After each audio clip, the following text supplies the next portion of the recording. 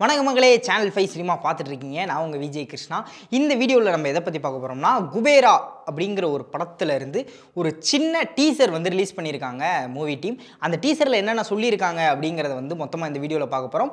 ஆக்சுவலாக இந்த படம் அனௌன்ஸ் பண்ணப்பட்டதுலேருந்தே கொஞ்சம் க்யூரியஸாக பயங்கரமாக இது எந்த மாதிரியான ஒரு படமாக இருக்க போகுது அப்படிங்கிற ஒரு பெரிய எக்ஸ்பெக்டேஷன்ஸும் எதிர்பார்ப்புகளும் வந்து எனக்கு பர்சனலாக இருந்துச்சு. அப்படி இருக்கும்போது இந்த படத்தோட ஒவ்வொரு அப்டேட்டுமே வந்து அந்த எதிர்பார்ப்பை கொஞ்சம் கூட கம்மி பண்ணாமல் ஓகே நல்லா இருக்கு அப்படிங்கிற மாதிரியே இருந்துச்சு. கடைசியாக வந்து அந்த பொய்வா நண்பா பாட்டு வரைக்குமே எனக்கு பர்சனலாக ரொம்ப பிடிச்சிருந்துச்சு. இந்த டீசரில் என்னென்ன காட்டியிருக்காங்க, இந்த மூவியோட கதையை பற்றி என்னென்ன ஒரு சில விஷயங்கள் வந்து ரிவீல் பண்ணப்பட்டிருக்கு அப்படிங்கிறத தான் இந்த வீடியோவில் பார்க்க போகிறோம். ஸோ ஓவராக பேசாமல் வீடியோக்குள்ளே போயிடலாம். ஃபர்ஸ்ட் ஆஃப் ஆல் இந்த வீடியோவில் இருந்து நான் தெரிஞ்சுக்கிட்ட விஷயம் என்ன அப்படின்னா, இதுக்கு முன்னாடி கிளிம்ஸ்லையாக இருக்கட்டும் இல்லை அனௌன்ஸ்மெண்ட் வீடியோவில் இருக்கட்டும் அப்போ இருந்தே ஒரு சின்ன ஒன்லைன் மட்டும் நமக்கு தெரிஞ்சிருந்துச்சு. என்னன்னு பார்த்தீங்கன்னா, இது ஒரு கார்ப்பரேட் வில்லன் ஒருத்தர் வந்து இருக்க போகிறாரு. அது இல்லாமல் ஒரு மிடில் கிளாஸ் மேன் இருக்க போகிறாரு. நம்ம தனுஷ் அவர்கள் வந்து கொஞ்சம் மிஸ்டீரியஸான ஒரு ரோல் வந்து ப்ளே பண்ண போகிறாரு. இவங்க 3 பேத்துக்கான ஒரு ட்ரையாங்கிள் ஸ்டோரியாக தான் வந்து இந்த கதை வந்து நகரப்போகுது அப்படிங்கிற மாதிரி சொல்லியிருந்தாங்க. இந்த இதுலேயும் இந்த ஒரு டீசர்லேயும் அந்த ஒரு விஷயத்தை இன்னும் கொஞ்சம் கன்ஃபார்மாக கட் அண்ட் ரைட்டாக சொல்லியிருக்காங்க அப்படின்னு சொல்லலாம். என்னென்னு பார்த்தீங்கன்னா, அந்த ஒரு கார்ப்பரேட் வில்லன் அவருடைய பாயிண்ட் ஆஃப் வியூவில் இருந்தால் இந்த டீசரே வந்து ஆரம்பிக்குது. எனது எல்லாம் எனது அப்படிங்கிற மாதிரி ஒரு பாட்டு வந்து பயங்கர பேஸான ஒரு வாய்ஸில் வந்து பேக்ரவுண்டில் ஓடுது.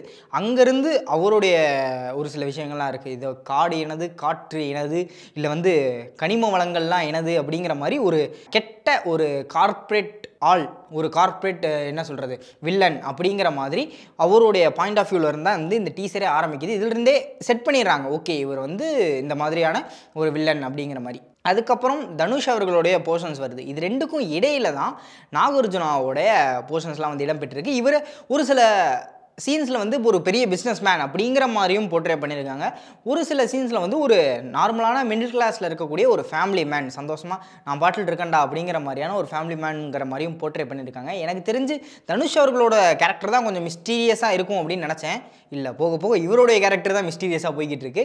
இவருக்கு ஏதோ ஒரு பெரிய நிறைய பிரச்சனைகள்லாம் வர மாதிரி தெரியுது. அது எதனால அப்படிங்கிறது நம்ம படம் பார்த்து தான் வந்து தெரிஞ்சுக்கணும். ஒரு சின்ன சஸ்பென்ஸை வந்து இந்த கேரக்டர் சுற்றி வச்சுருக்காங்க அப்படின்னு சொல்லிட்டு நினைக்கிறேன். அதுக்கப்புறம் தனுஷோட போர்ஷன் சொன்னேன் இல்லையா, அவருடைய வாய்ஸில் அதே எனது பாட்டு வந்து வேற ஒரு பெர்ஸ்பெக்டிவில் வந்து பாடியிருக்காப்புல. அந்த போர்ஷன் வந்து சூப்பராக இருந்துச்சு. அதுவும் ஒரு கட்டத்துக்கு மேலே அந்த ட்ரம் பீட்லாம் ஏறும்போது சூப்பராக இருந்துச்சு. அந்த குபேராவோட ஐகானிக் தீம் ஒன்று வந்து இருந்துச்சு. அதோட முடியும் போது சூப்பராக இருந்துச்சு அந்த அவருடைய போர்ஷன்ஸ். அது என்ன காட்டியிருக்காங்கன்னா, இதுக்கு முன்னாடி ஒரு செட் வீடியோ, அதாவது பிஹைண்ட் த சீன்ஸ் வீடியோ மாதிரி ஒன்று வந்து விட்டுருந்தாங்க மூவி டீம் சைட்லேருந்து. அதுலேயே வந்து தனுஷோட சின்ன வயசு கேரக்டர் அப்படிங்கிற மாதிரி ஒரு பையனை காமிச்சு அங்கே வந்து ஷூட்டிங்லாம் எடுத்துகிட்டு இருக்கனால, ஸோ தனுஷ் இந்த மாதிரி ஒரு எலைட்டான ஒரு ஆள் கிடையாது. அவர் சின்ன வயசுலேருந்தே ரொம்ப கஷ்டப்பட்டுக்கிட்டு இருக்கக்கூடிய ஒரு கிட் அப்படிங்கிற மாதிரி காட்டியிருந்தாங்க. அப்படி இருக்கும்போது அவர் அதே ஒரு சூழலில் தான் வளர்ந்துக்கிட்டு இருக்காரு. அப்படி வளர்ந்த அவரை நாகார்ஜுனா தான் வந்து இந்த கோட் சூட் இதெல்லாம் மாற்றி விட்டு ஒரு பெரிய ஆளாக மாற்றலை, பெரிய ஆள் மாதிரி மாற்றிருக்காரு அப்படின்னு சொல்லிட்டு சொல்லலாம். இந்த டீசர்லேயே கூட ஒரு சீன் இருந்துச்சு, கோட் சூட்லாம் அப்படி போட்டு விடுற மாதிரி. ஸோ அதை வச்சு ஒரு கெஸ் பண்ணி நான் சொல்கிறேன். என்னென்னு பார்த்தீங்கன்னா, ஒரு பெரிய ஆள் மாதிரி தனுஷ் அவர்களை மாற்றப்பட்டு அது அவருக்கு பிடிக்காம அந்த ஒரு இடத்துல இருக்காரு. ஆனால் அவரால் ஏதோ ஒரு வேலை நாகார்ஜுனாக்கு ஆக வேண்டியது இருக்குது அப்படிங்கிற மாதிரி ஒரு கதையாக வந்து இந்த குபேரா வந்து போகப்படலாம்.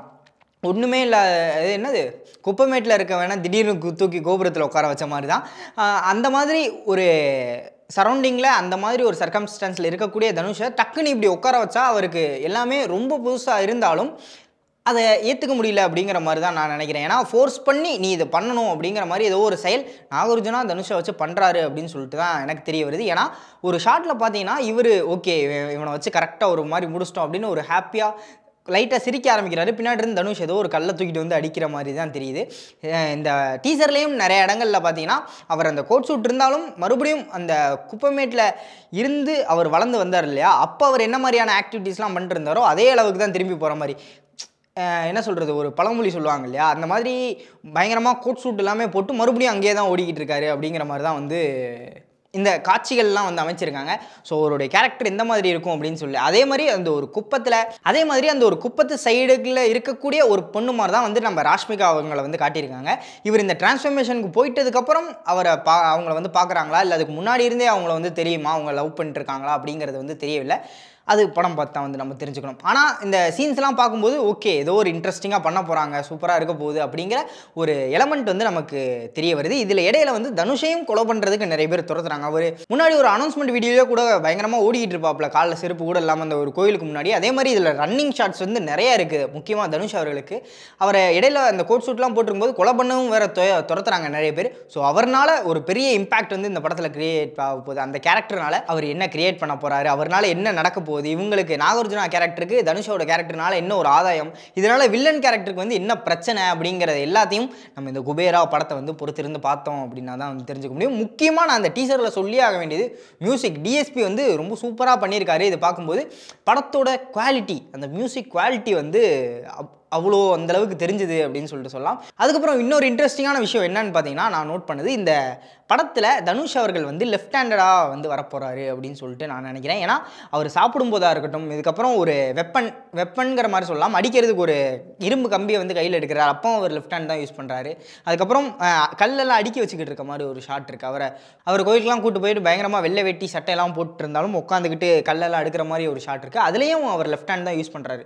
ஸோ இந்த லெஃப்ட் ஹேண்டை வச்சு ஒரு பிளே இருக்குமா அப்படிங்கிறது தெரியல. ஏன்னா டீசர்லேயே நிறைய இடங்களில் காட்டியிருக்கனால இது கொஞ்சம் நோட்டீஸ் பண்ண வேண்டிய ஒரு விஷயம் அப்படின்னு சொல்லிட்டு நினைக்கிறேன். இந்த ஒரு விஷயத்தை வச்சு படத்தில் ஒரு ஸ்டோரி வந்து டெவலப் பண்ணப்படலாம், இது நான் நோட்டீஸ் பண்ணது. அதுக்கப்புறம் நாகார்ஜுனாவோட கேரக்டர் வந்து ரொம்ப ஒரு ஃபேமிலி அட்டாச்சான ஒரு பர்சன். அவர் வந்து பயங்கரமான டிப்ரெஷனில் இருக்கக்கூடிய கேரக்டர், அவரோட கேரக்டர் தான் போட்டு பண்ணுவாங்க அப்படின்னு சொல்லி நினைக்கிறேன். ஏன்னா டீசர்லேயே அதுக்கான ஹிண்ட்ஸ் எல்லாம் வந்து நிறைய கொடுத்துருந்தாங்க, நம்மளாலையும் பார்க்க முடிஞ்சு.